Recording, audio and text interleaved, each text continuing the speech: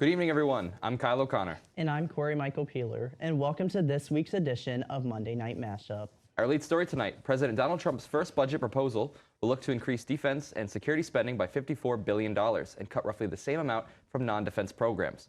Trump stated at a bipartisan gathering of U.S. governors at the White House on Monday, this budget will be a public safety and national security budget, vowing substantial increases in defense, law enforcement, and infrastructure spending.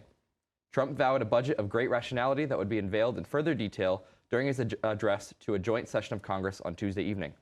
He was not specific about where he planned to cut spending, saying only he aimed for a more streamlined federal government without listing any specific agency or program that might see its budget slashed. Corey, what effect do you think this funding cut will have on the United States? I still think it's too early to tell in this situation, but my advice is for Americans to stay informed in this news story and see where those budget cuts will take place.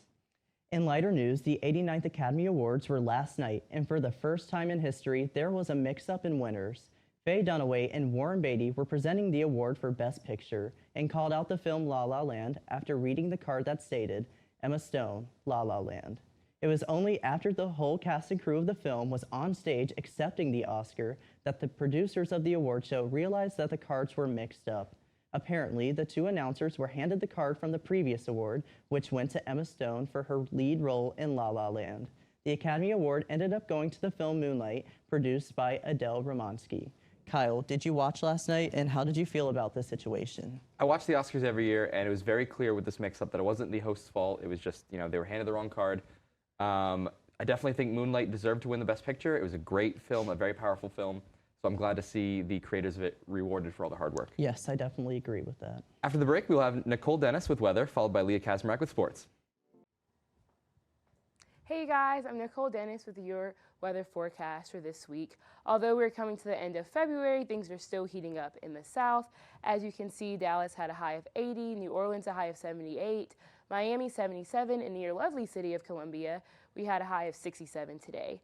Things are not so hot in the north. As you can see, Billings had a high of 28, Chicago 51, and New York 52. And now for your 7-day forecast. Tomorrow will be a beautiful day with a high of 80 degrees. And although it will be slightly cloudy, Wednesday will be beautiful too with a high of 86. Tuesday through Saturday, the weather will go back down to the mid-60s, with the weather for Thursday being 67, Friday 65, and Saturday 62. Just in time for spring break, on Sunday, it will be 72 degrees and Monday 76. That's all we have for weather this week, and now to Leah with sports. In the first 2 weeks of the 2017 season, South Carolina pitcher Collie Bowers has already made more than half the number of appearances he made last season. Based on the way he performed, it appears he's going to be making many more. His first appearance of the season came on opening day against UNC Greensboro in relief of Friday night ace Clark Schmidt. The senior took the mound in the 7th inning with Gamecocks leading 7-1. He struck out the first 4 batters he faced and held the Spartans to 1 hit over 2 innings pitched, which helped Schmidt secure his first win of the season. Bowers earned his first win in USC's midweek game versus Charlotte on February 21st. He pitched 2 scoreless innings with no walks and 1 strikeout. The coaches look forward to seeing what Bowers offers for the team in the future. As for basketball, for the first time all season, Coach Frank Martin employed a starting lineup of Sindarius Thornwell, PJ Dozier, Hassani Gravett, Dwayne Notice, and Chris Silva. This lineup, which moved Mike Kotsar from his usual starting role to the bench, allowed the Gamecocks to play faster against the Volunteers. For the first time in a long time, South Carolina had the help defense that had been the anchor of their defense for most of the season. The gaping driving lanes that had allowed opposing guards to impose their will on the Gamecocks for the past month were nowhere to be found. The defensive intensity that had been lacking in previous games was finally back. USC's dance marathon was able to conquer a goal larger than life this weekend. That's coming up after the break.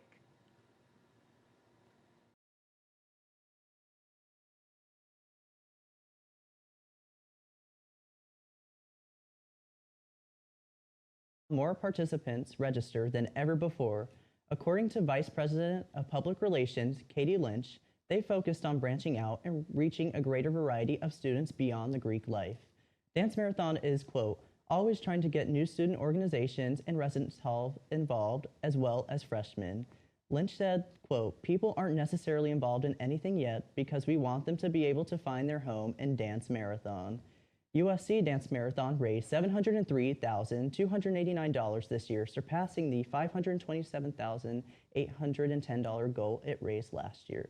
The goal of $700,000 was set in October, $500,000 to run the Child Life program, and the rest to build a playground.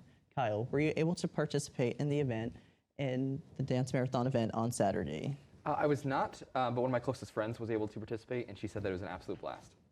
Yes, I have a lot of friends in Greek life as well, and they say it's by far the greatest event of the year. Well, that's all we have for this week's episode of Monday Night Mashup. Make sure to follow us on Twitter at SGTV News 4. For News 4, I'm Corey Michael Peeler. And I'm Kyle O'Connor. Have a great week, Carolina.